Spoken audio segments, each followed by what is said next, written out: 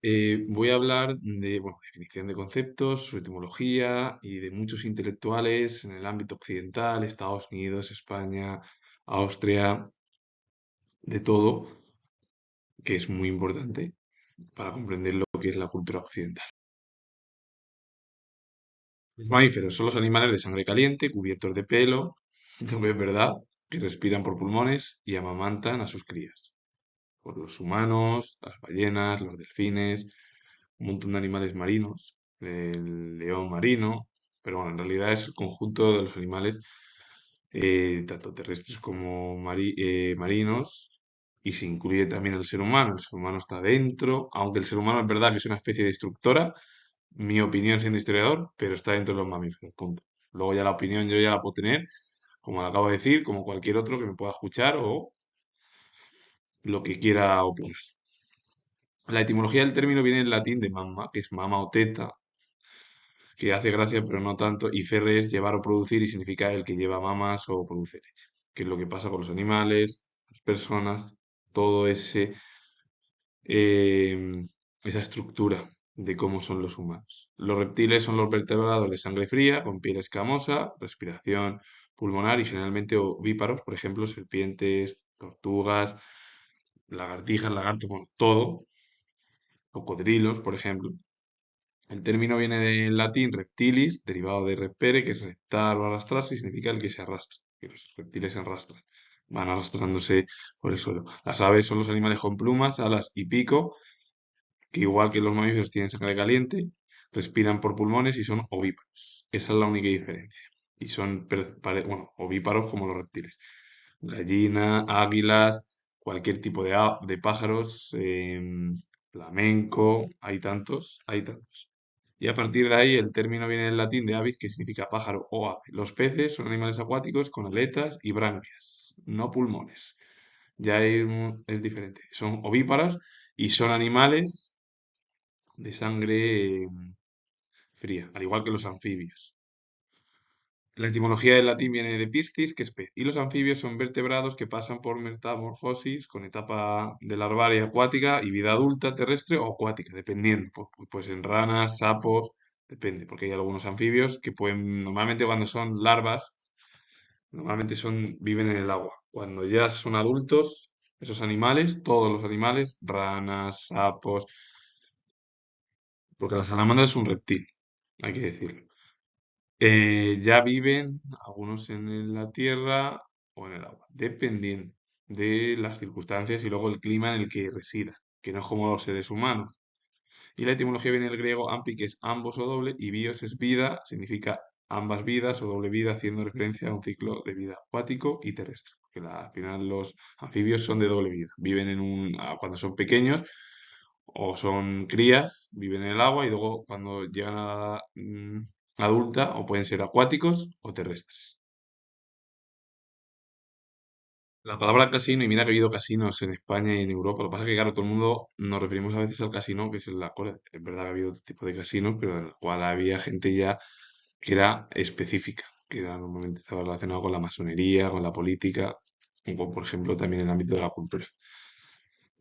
Son como grupos que siguen existiendo, pero de otra manera, ¿verdad? Y viene el italiano casino, que significa casa en el campo, también llamadas villas. Estas edificaciones se encontraban en los campos y se utilizaban como lugar de esparcimiento para la nobleza y la clase media alta. Uno de estos departamentos eran los juegos de azar.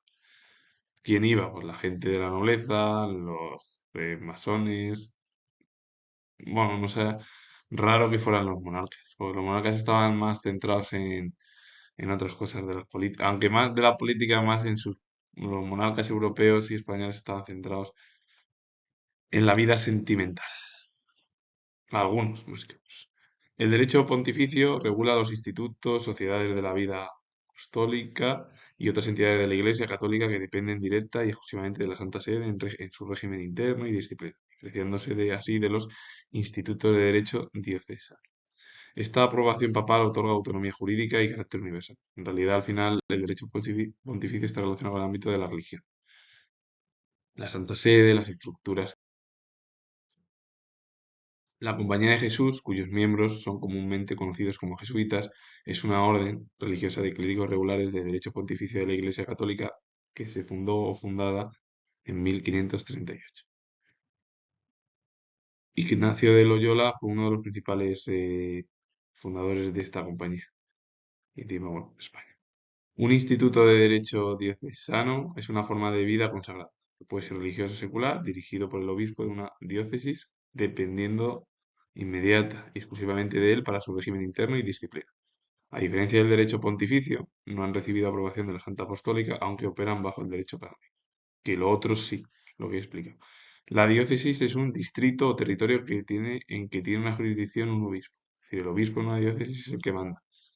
Su etimología proviene del latín tardío, diócesis, y este del griego bizantino, dioikeis, que significa administración, gestión o gobierno de una casa o territorio.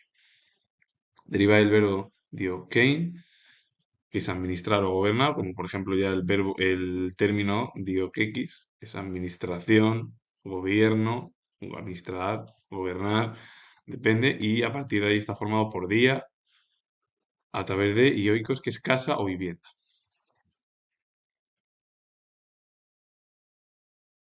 La psicofarmacología es una disciplina científica que estudia los fármacos, psicofármacos que modifican el comportamiento, las emociones y la función mental actuando sobre el sistema nervioso central. Es un campo interdisciplinario clave en psiquiatría para el tratamiento de trastornos mentales. La etimología proviene del griego, que es una palabra formada por tres raíces de psique. Bueno, el término etimológico viene del griego. Está formado por psique, que es alma, aliento, vida o mente. Eso es psique, que es alma o la mente. Fármaco, que viene de fármacon, que es droga o medicamento, que al final un medicamento es una droga, hay que decirlo, aunque no y no hace mucha gracia, y el terminología es el estudio del tratado de ciencia. Entonces, ¿qué significa el término literalmente? Pues el estudio de los medicamentos que actúa sobre la mente o el alma. Normalmente la psicofarmacología está relacionada con el ámbito de cómo nos comportamos o de nuestros comportamientos, con el objetivo de que el propio especialista vea si necesitamos o no pues una serie de medicamentos para ir regulando nuestro cuerpo. Todo el mundo sabe que es adoctrinar y el adoctrinamiento, que es el proceso de inculcar ideologías, creencias o doctrinas a una o más personas, a menudo evitando el análisis crítico, el debate, aunque se asocia con la enseñanza repetida. En la práctica moderna suele implicar manipulación, socialización forzosa o lavado de cerebro, normalmente. La etimología deriva del latín, proviene de doctrina, que es enseñanza o lo que se enseña, y doctrina viene de docere, docere es enseñar, y el prefijo a que indica aproximación o dirección hacia esa enseñanza. El término literal significa la acción de enseñar o instruir de forma intensiva en una doctrina, porque el adoctrinamiento en realidad es llevar a cabo una serie de ideas con el objetivo de comerle la cabeza a una persona o a muchas personas. Con el objetivo de decir que tu verdad, la verdad de cualquiera, que así nos pasa y luego las discusiones, es la mía perfecta. Pues está muy bien que cada uno tengamos una visión diferente, porque como si fuéramos todos como robots, de verdad que es que la sociedad sería un pelmazo y ya. Si ya la sociedad ya es un pelmazo ya casi al 99%, yo no sé si al 100% o al más, todavía sería algo hasta divertido. Ese es el problema. Y esto lo digo yo siendo historiador. Y es normal que mi canal, por eso, pues no tenga crecimiento, porque a la gente actual no le gusta mucho la historia y prefieren, pues eso, las risas. Esto es mi opinión, ¿eh? A lo mejor se puede criticar y todo. ¿Qué es una momia? Porque una momia es un cadáver, un humano o animal preservado en la putrefacción mediante métodos artificiales que puede ser embalsamiento o natural, ya sea el frío, la sequedad o falta de aire. La etimología proviene del árabe muniyat, que significa betún o cera, haciendo referencia a la resina oscura usada en el embalsamiento egipcio. Originada a su vez en el persa num, que significa cera, y bueno, pues un término de momia es algo que está parado, que está, pues es un cadáver, que puede ser un cadáver humano, animal, o depende, bueno, también incluso puede ser vegetal, es decir, una planta, que puede ser, pues, porque esté podrido, es decir, la putrefacción, por los métodos artificiales que sería el embalsamiento, o por el periodo que haya ido pasando a lo largo de la historia. El civismo es el comportamiento de la persona que cumple con sus deberes como ciudadano, respeta los derechos de los demás, cumple las leyes y también respeta las normas públicas de convivencia, es decir, que hay un respeto por parte de lo demás, al resto. El civismo fomenta la cortesía, el respeto de los espacios públicos y contribuye al funcionamiento de la sociedad. La etimología proviene del latín, está formado por civis, que es ciudadano, o civicus, que es relativo a un ciudadano. Y el sufijo ismo, que todo lo que termina en ismo, como logía, pues ismo es sistema, doctrina, actitud o movimiento. Literalmente significa sistema de comportamiento propio del ciudadano. Para recordarlo, y esto lo comento yo siendo historiador, logía es tratado, estudio, ciencia. Ismo, sistema, doctrina, movimiento, es lo que termina el sufijo. Un palimpsesto es un manuscrito antiguo, generalmente en pergamino, que conserva huellas de una escritura anterior borrada artificialmente para reutilizar la superficie.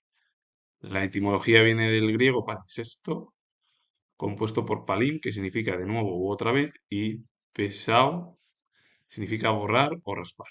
El significado literal es el grabado nuevamente o raspado otra vez. Y el pergamino es un material de escritura fabricado a partir de la piel de los animales, cordero, ternera o cabra, que trata de eliminar el pelo y estirarse, creando láminas resistentes y duraderas. La etimología proviene del latín pergaminum, que deriva del griego pergamene y se alude a la ciudad de Pérgamo, que hoy en día es Turquía, famosa por su alta producción y uso de ese material desde el siglo II antes de Cristo, porque sobre todo el Pérgamo y todo ello eran muchas de las ciudades que hoy en día son turcas, pertenecieron a lo que fue ese imperio griego que se denominó la antigua Grecia y luego bueno, pues se convirtió el imperio griego al imperio romano y a partir de ahí tanto Grecia como Roma fueron las principales bases y los cimientos de la cultura política y sociedad occidental, que no debemos de nunca dejarlo de lado ni olvidar. Un cyborg o cyborg es una criatura compuesta por elementos orgánicos y dispositivos cibernéticos, generalmente con la intención de mejorar las capacidades de la parte orgánica mediante el uso de la tecnología. El término lo acuñaron en 1960 dos científicos, aunque bueno, Manfred Klein fue científico y Nathan S. Klein fue psicólogo, psicofarmacólogo, psiquiatra, fue médico, psiquiatra y psicólogo estadounidense. Y Manfred Klein fue científico austríaco. Pero el cibor al final es como una intención de mejorar casi la calidad humana, de unir estructuras humanas con el ámbito así de la inteligencia artificial. Sería algo híbrido, pero no tanto. Porque algo híbrido es una mezcla entre lo humano y lo tecnológico. Aquí lo que se utiliza es más tecnología en torno a la estructura, sobre todo. Y esto en realidad los cyborgs sobre todo aparecen más en películas y series, y en series también infantiles. El exoesqueleto es una estructura externa continua que recubre, protege y sostiene el cuerpo de ciertos animales, artrópodos o moluscos, o sirve de armazón mecánico motorizado en humanos para potenciar fuerza o movilidad. El término etimológico proviene del griego, exo significa exterior o fuera, y esqueletox es el cuerpo seco o momias. A partir de ahí, el exoesqueleto normalmente suele estar relacionado con los animales, que es el caparazón, eso duro, o algo que se pone como una especie de armazón muy duro mecánico, pues para que si el humano tiene algún problema, pueda manejar. Por ejemplo, cuando se ponen rodillas de metal, porque si se ha perdido la pierna por un corte o algún problema, un accidente, hoy en día la ciencia lo realiza. Y así poco a poco la persona va caminando y haciendo su vida. Con ese tipo de rodilla, es verdad que no es lo mismo, pero bueno, eso te ayuda a tener una vida lo mejor posible. Aunque todavía me queda hablar de varios significados, es decir, la definición y la etimología, yo me voy a centrar ya en los intelectuales. Antonio López Aguado, que fue un artista entre la transición de finales de la Edad Moderna y comienzo de la contemporánea, él fue arquitecto español, o fue arquitecto español, perteneció al neoclasicismo, destacó como maestro de la villa, intendente honorario de la provincia, que es como el jefe, capitán del cuerpo de ingenieros y caballero de la Orden de Santiago. Una figura muy importante dentro de la arquitectura del siglo XVIII y comienzo del siglo XIX en España. Pedro Fabro fue sacerdote español, cofundador de la Compañía de Jesús, junto con Ignacio de Loyola, que fue otra figura dentro que fundó la propia compañía, que la ha definido más conocida como la Orden de los Jesuitas. Fue canonizado en el año 2013 y fue uno de los santos jesuitas del grupo de cofundadores. Ludwig Holberg fue dramaturgo, ensayista e historiador danés, perteneció al periodo de la Ilustración y se le consideró el padre de la literatura danesa y noruega. Los tres dejaron huella en Europa, en España, dos de ellos y uno en Dinamarca, aunque también en la cultura danesa y noruega. Nathan S. Klein, que fue el que acuñó el término cyborgs, fue médico psiquiatra y psicólogo estadounidense, conocido por su trabajo en psicofarmacología, que la he definido y he hablado de su etimología. Una figura importante dentro del pensamiento y del estudio humano, del sistema nervioso. Y la familia Herrera, que dejó huella en el ámbito de la ciencia y en las ciencias sociales, Emilio Herrera fue ingeniero y físico militar. José Herrera Petere fue escritor español, perteneció a la generación del 36, como Miguel Hernández, Luis Rosales, Leopoldo Panero, entre tantos. Su padre fue Emilio Herrera Linares, porque además fue general militar, y José Herrera cultivó la poesía, pero también creó narrativa, cuentos infantiles y teatros. La familia Herrera dejó huella en el ámbito, pues, intelectual de nuestro país y que no son muy conocidos y deberíamos de conocerlos algo más. Más ejemplos o más intelectuales en España. Santiago de Santiago fue escultor y pintor español. Gregorio Morán fue escritor y periodista español, autor de diversos libros relacionados con la transición española y la dictadura franquista en España. Entre ellos realizó dos biografías del presidente Adolfo Suárez y colaborador en diversas publicaciones de periódicos, como por ejemplo Mundo Obrero, Cambio 16 o incluso estuvo también en La Vanguardia. La Vanguardia es muy conocida. José Luis Martín Vigil fue escritor y sacerdote, perteneció a la Compañía de Jesús durante 10 años y continuó ejerciendo el sacerdocio hasta finales de los años 1960. Manfred Edward Klein fue el que acuñó el término cyborg y él fue científico, inventor y músico austriaco, conocido por sus innovaciones y descubrimientos en la interpretación de la música y por sus contribuciones al estudio de los sistemas biológicos y la neurofisiología. Gregor Rechovy fue un autor, novelista, memorialista, guionista, crítico de arte y periodista austrohúngaro en lengua germana. Se lo incorpora ahí por la relación de Austria. La familia Kundera también dejó huella en el ámbito de la cultura checa. Ludwig Kundera fue académico, musicólogo y pianista checo, padre del escritor Milan Kundera y también bueno, pues, tío del escritor Ludwig Kundera. Y ambos dejaron huella pues, en la literatura, ambos dos, porque Milan Kundera fue escritor de novelas y cuentos, dramaturgo y poeta checo. Desde 1975 residió con su esposa en Francia. La nacionalidad no le pudo ser otorgada hasta 1961, cuando el presidente Mitterrand se la entregó, debido a que ya el régimen comunista checo le despojara de su país. Y esto vino por la publicación de uno de sus libros, que fue el libro, bueno, que es el libro de la risa y el olvido de 1978. Ludwig Kundera fue escritor, poeta, historiador, editor, traductor y guionista checo. Fue un gran exponente de la literatura de vanguardia en idioma checo y un prolífico traductor de literatura alemana. Además de autores como Hans Arps y Bertolt Brecht, que son súper conocidos y que dejaron huella en la cultura alemana. Y sobre todo Bertolt Brecht, que bueno, Bertolt Brecht fue de los más importantes después de la Segunda Guerra Mundial, es decir, en el periodo de la Guerra Fría, es decir, a partir de 1945 en adelante. Los artrópodos, que son los animales invertebrados caracterizados por tener un exoesqueleto de quitina, cuerpo segmentado y fundamentalmente patas o apéndices articulados, son el grupo más numeroso del reino animal porque está formado por insectos, arañas, crustáceos. La etimología proviene del griego artron, que es articulación o segmento, pous o podos, que es pie o pierna, y el significado es literal los pies articulados. Los moluscos también son animales invertebrados que poseen el cuerpo blando, a menudo protegido o por una concha calcárea, que normalmente son las que tienen conchas, almejas, chirlas, caracoles, em, de todo. Que por cierto, muchos de ellos son alimentación humana. Y otros que no lo tienen. Las babosas, los pulpos, todos los cefalópodos.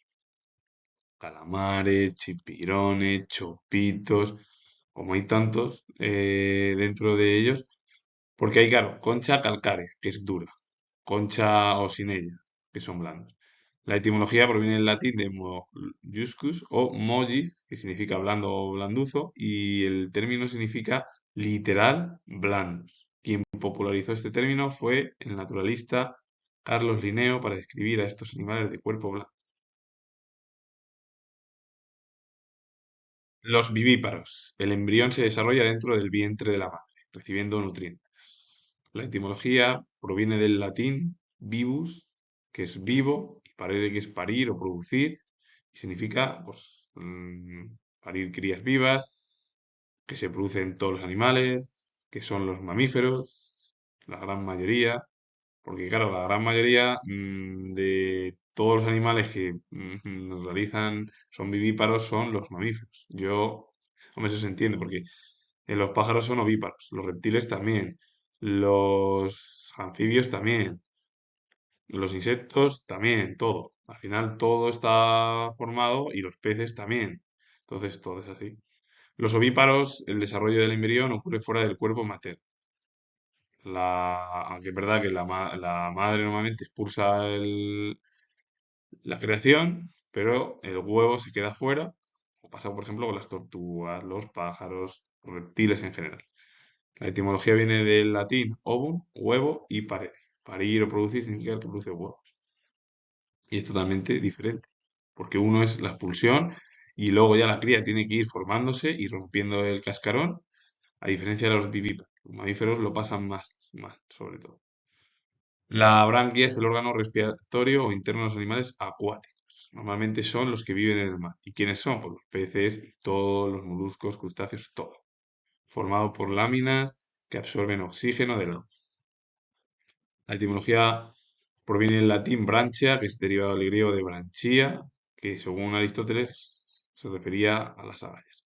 Con ello finalizo y comentar que soy historiador y si os ha gustado este vídeo con definición, etimología de varios conceptos, unido a muchos intelectuales, desde la edad moderna hasta la edad contemporánea, en el mundo occidental, darle a like, suscribiros, comentar y repito de nuevo que soy historiador y nos vemos en el próximo vídeo.